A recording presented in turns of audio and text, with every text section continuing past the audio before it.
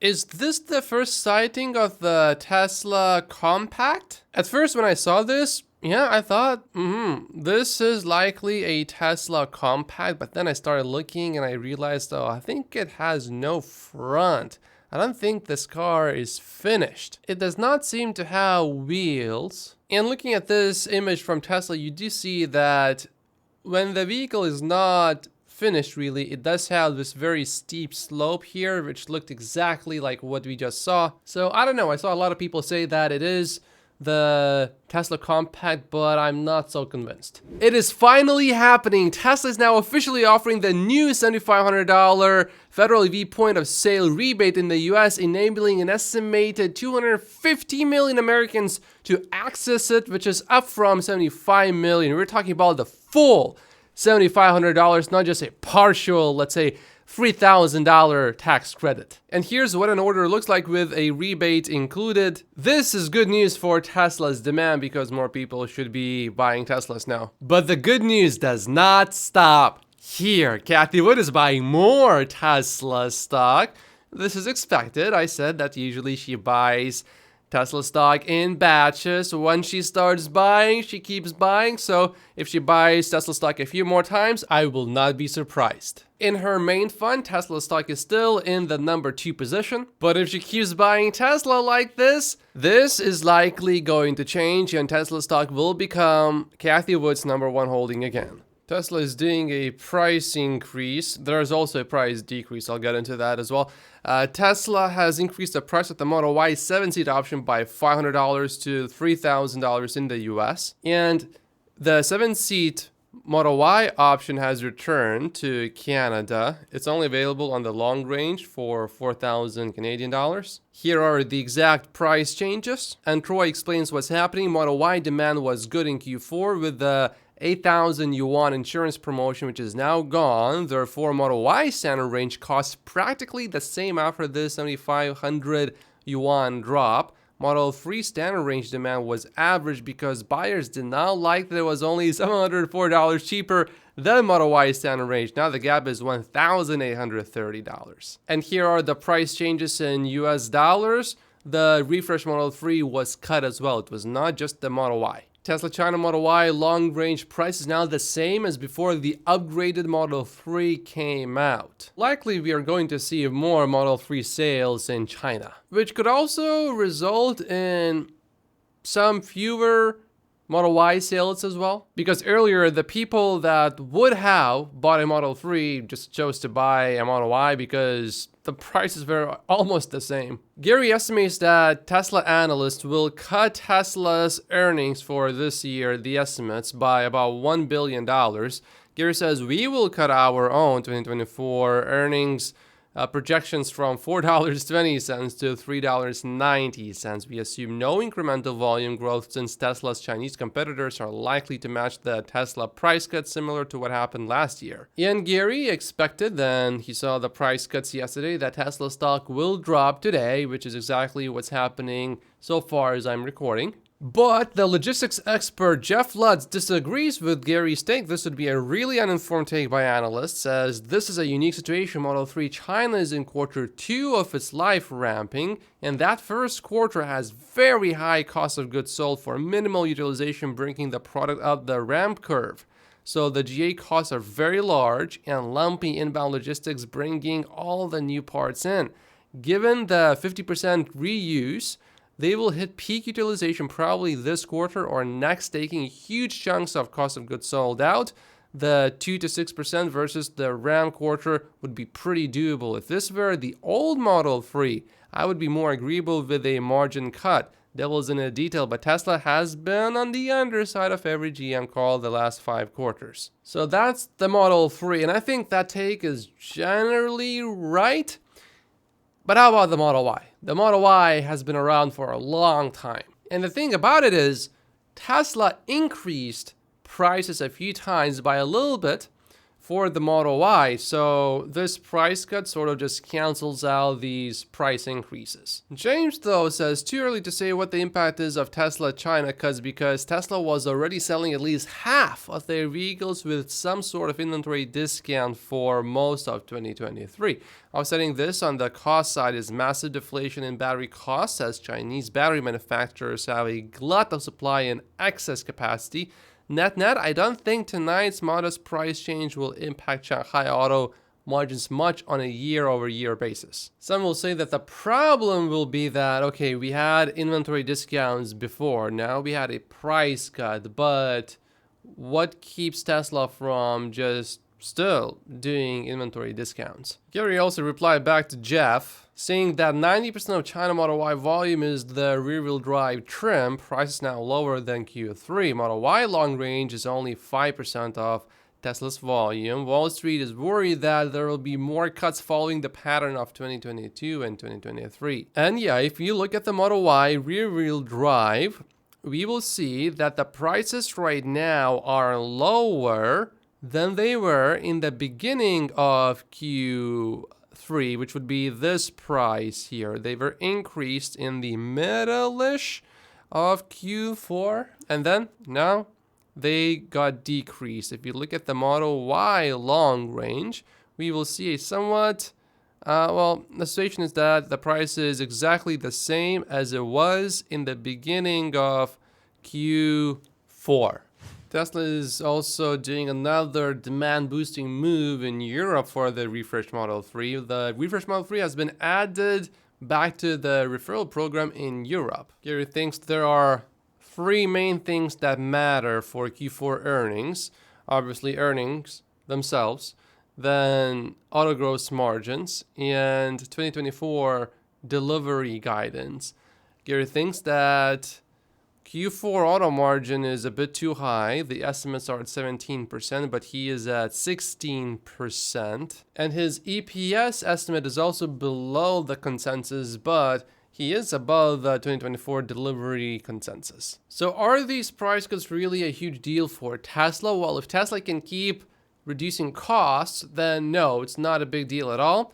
Tesla's new electric motor patent is now out, actually. This new electric motor patent helps to maximize the motor efficiency, automation, and reduces costs for Tesla. So as long as Tesla keeps pushing the envelope like this, eventually it's going to be okay. In the meantime, we have more Cybertruck invites going out today. Feels like every single day we see emails like that now, which is good. We want to keep seeing those. I expect seeing these dumps of emails with invites to configure their Cybertrucks. This looks pretty tough. That's probably a prototype, but you never know. Maybe someone actually did volunteer for this. Reuters is reporting that Tesla will suspend most car production in Giga Berlin from January 29th to February 11th, the company said on Thursday, citing a lack of components due to shifts in transport routes because of attacks on vessels in the Red Sea. For skeptical Tesla bears, I'd like to point out that Tesla is not the only company suffering from this. Volvo is also affected. It's a bit, of course, convenient for Tesla that it's happening around the time when it is cutting prices, is what the bears are going to say. But then how come Tesla is not the only company that is affected? So to me, this looks like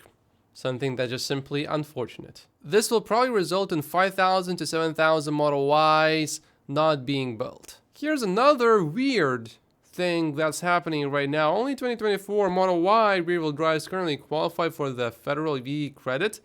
So if you get a 2023 model year Model Y rear-wheel drive, you are not going to get that $7,500 from the government. After all of these news stories, we have some good news here. Another win for Tesla China in a lawsuit against an influential social media personality who has 10 million followers in China. The defendant was accused of faking up a Model 3 A/B test and claiming unsafe stopping distance while being compared with another test vehicle, Xpeng P7, in a video widely spread on social media. If you remember that rooftop protester, that lawsuit is still pending.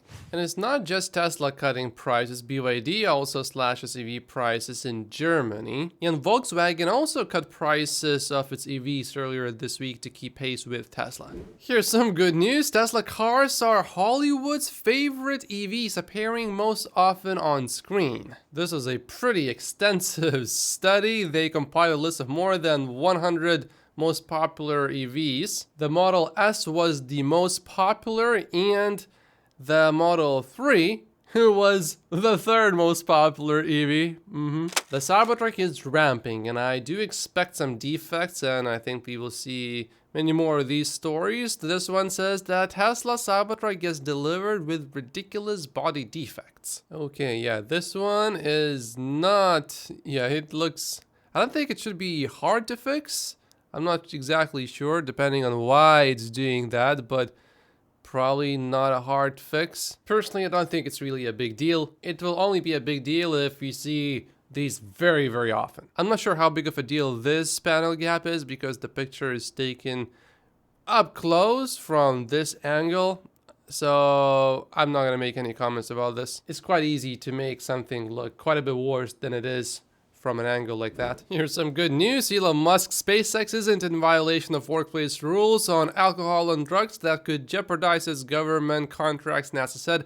The agency does not have evidence of non-compliance from SpaceX, says NASA. Elon explains that I and all employees of SpaceX passed random drug testing for years. NASA received all those results. So the people that actually have some good insights into the story based on actual hard data don't have anything bad to say about Elon. It's only the people that have not seen the data that have made this story a big story. I think a moment of silence is important for Toyota's EV sales in the US. Only 14,700 sold in 2023.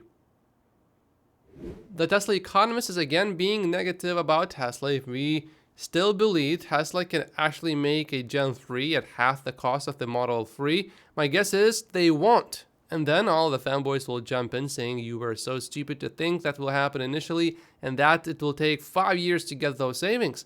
I don't know, I just find it harder and harder to believe what Elon says anymore. But I agree with James, why couldn't they? BYD is already doing it and Tesla will be able to do it better. That said, it needs to be built in China. In North America, they have a buffer from the battery manufacturing credit. Tesla economist continues by saying, I'm being pessimistic here as my faith in Elon's promises dwindle. 50% is almost too good to be true. And if it was that good, why postpone Mexico? And if you look at some of the headlines, production delays happened for the Model 3. And the Model 3 has been wildly successful. The Tesla economist continues, what if Tesla's compact isn't going to be the big seller we thought? Look at BMW 1 Series, look at Mercedes A-Class, look at Audi A3, etc. These aren't their biggest sellers. BMW's most popular car is the X5 SUV, which is a fairly big SUV for Europeans. A proper electric Tesla SUV probably would be a big seller, but there are not enough energy-dense cells in the world for such a car. I have to completely, absolutely, 100%, without a shadow of a doubt, with full gravity, disagree with the Tesla economist there, that the next generation vehicle, the compact Tesla, would not be a big seller. There's a big difference between a Mercedes A-Class or BMW 1 Series and a Toyota Corolla.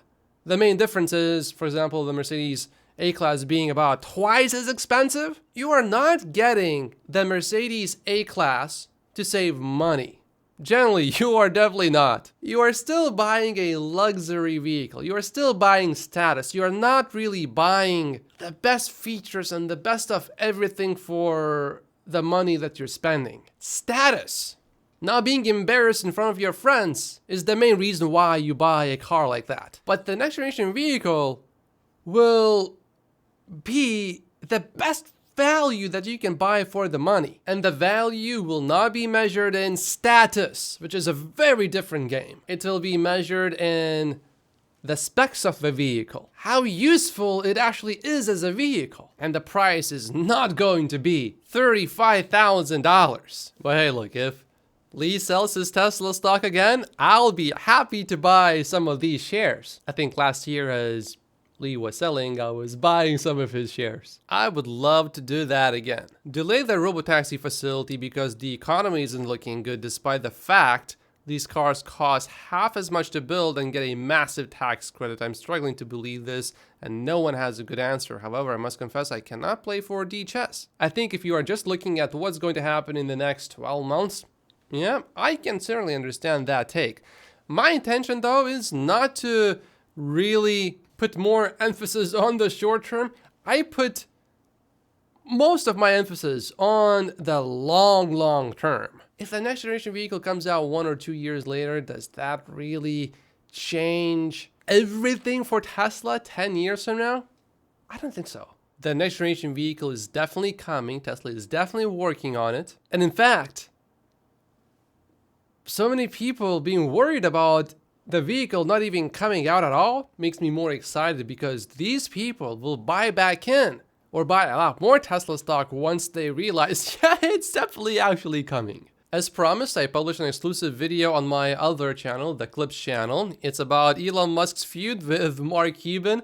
Elon Musk actually called Mark Cuban a hypocrite, so go ahead and watch this video right now and make sure to subscribe to that new Clips channel if you don't want to miss any clips like this one. I think this clip, if I put this on here, this video today would have been 40 minutes long, and I don't think people really want to see 40-minute video, so that's why I put it on this channel.